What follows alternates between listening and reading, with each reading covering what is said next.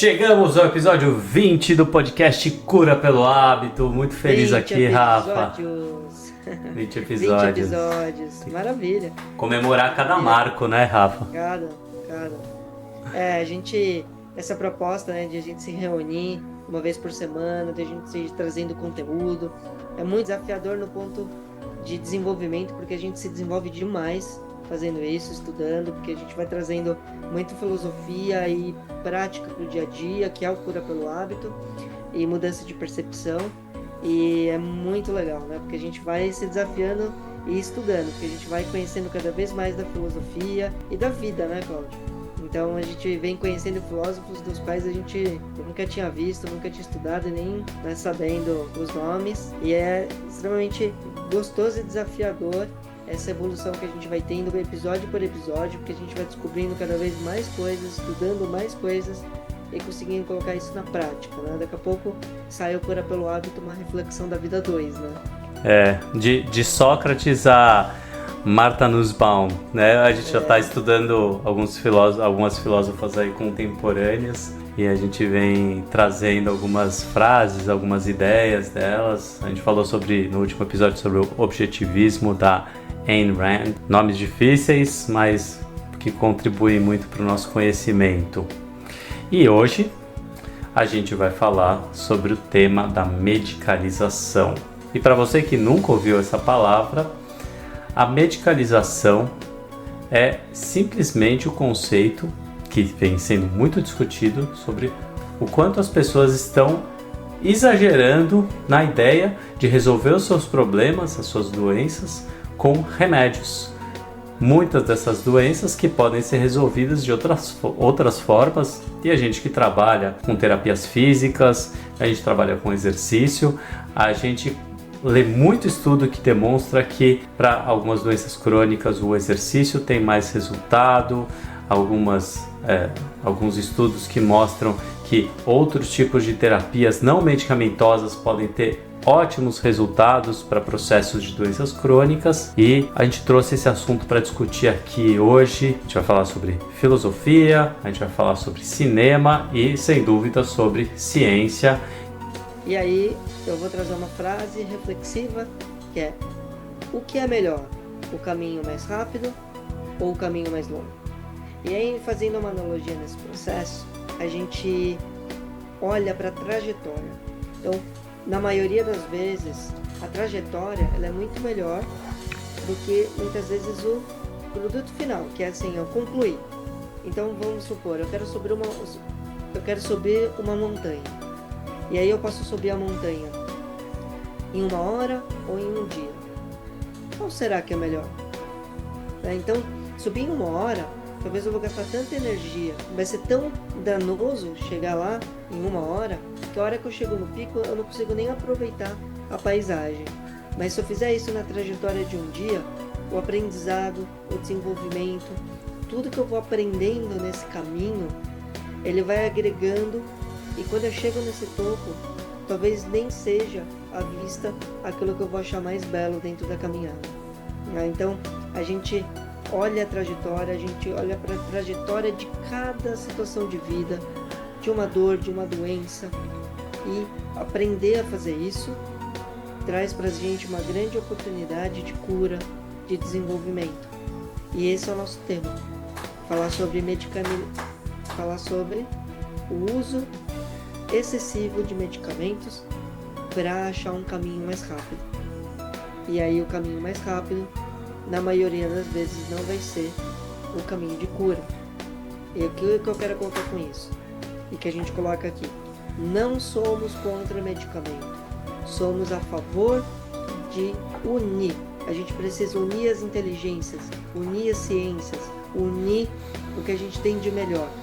E aí entender que o medicamento ele é bom, ele vai ser necessário, mas não é somente esse o caminho.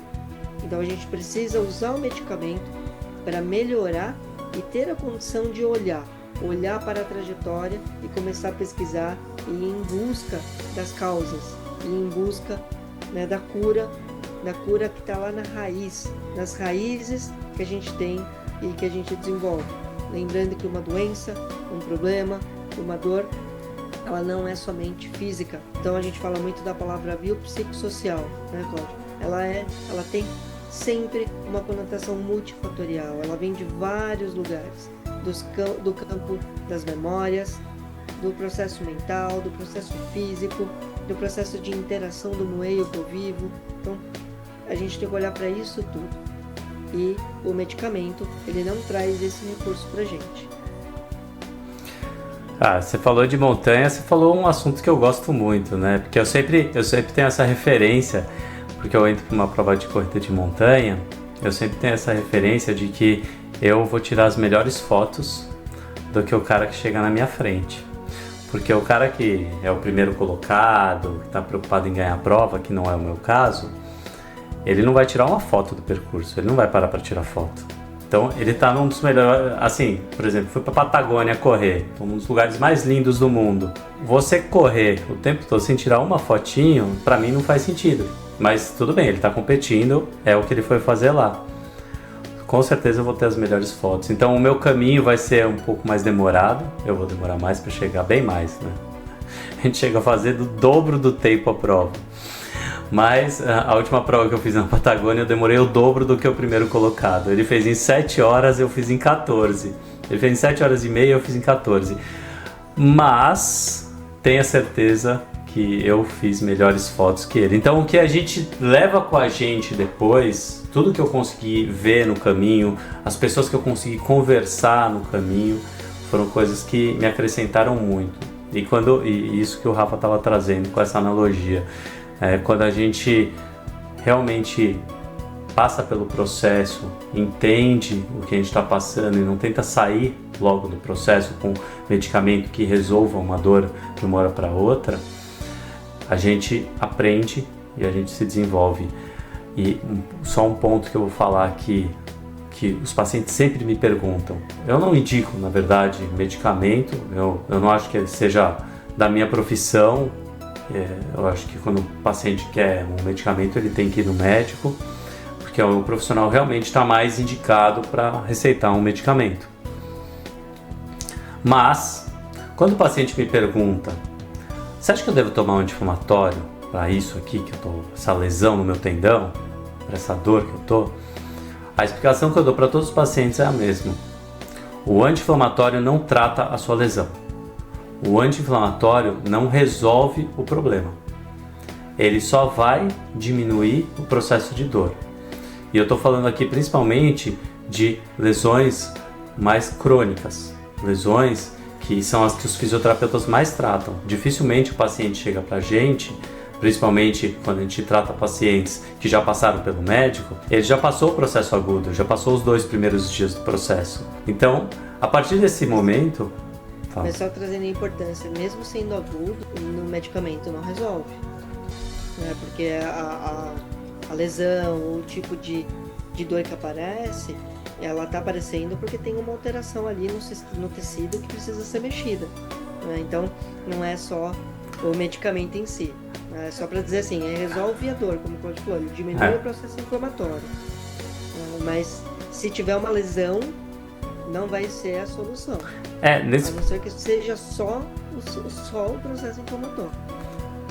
O anti-inflamatório nessa fase aguda vai ter o mesmo efeito do gelo, vai diminuir o edema, que vai facilitar os processos fisiológicos de cicatrização, mas não é o anti-inflamatório que vai fazer com que haja a cicatrização mais rápida, é o seu corpo que vai fazer com que haja a cicatrização mais rápida. E isso eu percebo muito nesses processos. O pessoal faz banheira de gelo pós-treino para se recuperar mais rápido do treino. Isso tudo é uma ilusão. Você achar que o seu corpo vai se regenerar mais rápido, você vai acordar melhor no dia seguinte para treinar, mas se você for fazer um esforço além do que você pode fazer, você vai lesionar seu músculo igual. Não é porque você fez a banheira de gelo que você não vai lesionar seu músculo. Né? O movimento é que cura, e se você se movimenta quando você está com uma lesão e você se movimenta na quantidade, na dosagem ideal de movimentação, seja uma lesão tendínea, uma lesão muscular, uma lesão articular, se você dá um movimento dentro dos parâmetros que sejam ideais para o seu corpo chegar à cura, o movimento vai ajudar na cura, mas não existe um medicamento que vai ajudar a cicatrizar, né? Isso não acontece. E falando também não só das lesões físicas, como dores, né, que a gente está falando aqui do sistema musculoesquelético, mas também das doenças dos órgãos, né? Então, por exemplo, como surgem aí, vou citar algumas: diabetes, doenças intestinais, doenças no estômago, no fígado, enfim, não importa. Sempre existem vários fatores que vão contribuir para aquele processo. Então, o medicamento, ele é um dos recursos que a gente tem para nos auxiliar para compensar determinada situação. Mas é muito importante que a gente tenha a mente e que a gente abra a nossa visão para explorar os outros campos. Os campos emocional, de novo, os campos das memórias, porque a gente guarda a memória, o nosso organismo ele é baseado em memórias. E a gente tem muitos níveis de memórias e elas são inconscientes. Então, a gente vai armazenando memórias que elas estão lá impactando no processo e que a gente não sabe que elas estão lá. Então, para quem quiser se aprofundar no assunto, por exemplo, no livro Cura pelo Hábito, uma reflexão da vida, a gente tem um capítulo falando disso, o quanto as emoções afetam, as memórias associadas às emoções afetam a célula ou o organismo. A gente tem outros podcasts que a gente fala disso também, mas entender que nós somos seres dinâmicos multifatoriais. Então, não é um tratamento, não é uma coisa que vai ajudar. Ela pode auxiliar, mas a gente precisa olhar de forma mais ampla se a gente quer buscar uma cura. Porque muitas vezes, mas eu tomei o medicamento e melhorou o sintoma, mas não quer dizer que está curado. E aí daqui a um tempo ele pode aparecer com uma coisa completamente diferente. E você não faz ideia de que aquilo é uma adaptação que foi gerada mediante o silenciamento daquele medicamento, daquele sintoma que você estava tendo. Então a gente vai tendo várias coisas. Só para dar um panorama aqui, uma cicatriz pequenininha, ela pode carregar com ela muitas memórias, muitas adaptações e ela ser uma grande geradora de um problema. Então, por exemplo, a cicatriz que você tem no dedinho do pé, ela pode sim ser uma das raízes que contribui para você desenvolver um sintoma, por exemplo, como diabetes, uma doença como a diabetes. Claro. E pode alterar a pisada e causar dores no joelho, no quadril. Exatamente por conta da alteração da pisada e as adaptações que o corpo vai fazendo é que pode gerar a diabetes. Você falava, mas diabetes sim? O que é, por exemplo, a diabetes? É um aumento da glicose, né, que a gente fala do açúcar no sangue, para você disponibilizar o quê? Mais energia. Então, se o seu corpo entende que está precisando de mais energia, você vai ficar mais resistente à glicose. Então, os receptores ficam mais resistentes, você aumenta o açúcar, a glicose no sangue, para disponibilizar energia rápida. Então, quando a gente começa a olhar as coisas e começa a aprofundar, a gente vai entendendo. Opa, peraí, faz sentido, eu estou precisando de energia rápida, eu aumento a glicemia, porque meu corpo está pedindo. E pode ser por uma adaptação, porque a pisada alterou e eu estou precisando disponibilizar mais energia para manter a postura. Então, o corpo é bem complexo e dinâmico, e a gente está trazendo aqui vamos enxergar o processo de forma multifatorial, para a gente ir para um caminho de cura real, cura mesmo, gente, tá? Eu vou trazer uma reflexão aqui para vocês entenderem o raciocínio. Imagina que você vive num mundo onde as pessoas tomam um medicamento todos os dias, o governo impõe isso. Esse medicamento vai controlar os sentimentos das pessoas. As pessoas, a partir do momento que elas tomam esse medicamento, elas não expressam emoções. Elas conseguem trabalhar, cumprir sua rotina, elas não sentem dor, elas não sentem amor, elas não sentem raiva. E esse governo entende que o problema da população mundial é ter que lidar com as emoções. E num mundo onde você não tem que lidar com as emoções, todos os problemas estão resolvidos. E as pessoas começam a entrar numa rotina interminável de trabalho, come, dorme. Trabalho, come e dorme. Esse cenário eu não tirei da minha cabeça. Tem vários filmes que que trazem essa reflexão pra gente. Um deles, se vocês quiserem assistir, é um filme muito bom que eu recomendo, do Christian Bale, que foi o melhor Batman de todos os tempos, mas não tem nada a ver com o Batman, só uma parte aqui, porque quem é amante dos quadrinhos se revolta um pouco com os últimos Batmans. Bom, mas voltando à reflexão, a gente trouxe do filme Equilibrium, que é realmente um filme que a gente recomenda muito, porque é mais fácil de enxergar, né? Aquele negócio do storytelling, mais fácil de enxergar o que seria a nossa vida sem as emoções. E se você trouxer essa reflexão para sua vida, talvez muitas pessoas já estejam vivendo isso à sua volta e você nem percebeu. Muitas pessoas tomam medicamentos que inibem os sentimentos há muitos anos. E é isso que a gente chama de medicalização. Muitas pessoas tomam analgésicos há muitos anos para não sentir a dor e continuam exigindo mais do que o seu corpo é capaz de dar para você naquele dia. Então, essa questão que eu trago aqui, um pouco do nosso dia a dia do fisioterapeuta. A gente vê os pacientes tomando remédio para dor para conseguir trabalhar mais, tomando cafeína, energéticos para conseguir trabalhar mais. E quanto mais as pessoas fazem isso, mais elas sobrecarregam as suas articulações, o seu sistema, os seus órgãos, e mais sofrimento vai vir no futuro por conta disso. Então é claro que a gente sabe que é preciso gerar riqueza, é preciso gerar condições para que as pessoas tenham as coisas, para que as famílias se sustentem, tenham o que comer, tenham onde morar, mas o nosso corpo tem um limite e a gente tem que respeitar esse limite, porque não adianta acumular riqueza, não adianta a gente conseguir usufruir de bens materiais de luxo se em contrapartida a gente fica doente, a gente sofre todos os dias ou a gente é condenado a tomar medicamentos para inibir as nossas sensações e com isso a gente não passa pelos aprendizados. E até eu falei um pouco dos atletas, eu falo assim, eu não sou contra fazer banheira de gelo para recuperação muscular após um treino intenso, eu não sou contra, eu já fiz em algum momento da minha vida, mas eu deixei de fazer exatamente porque eu percebi que eu acordava bem no dia seguinte para treinar e eu não tinha que lidar com o cansaço do dia anterior. E isso eu achei que dentro do processo de formação da minha parte mental como atleta, era um ponto negativo.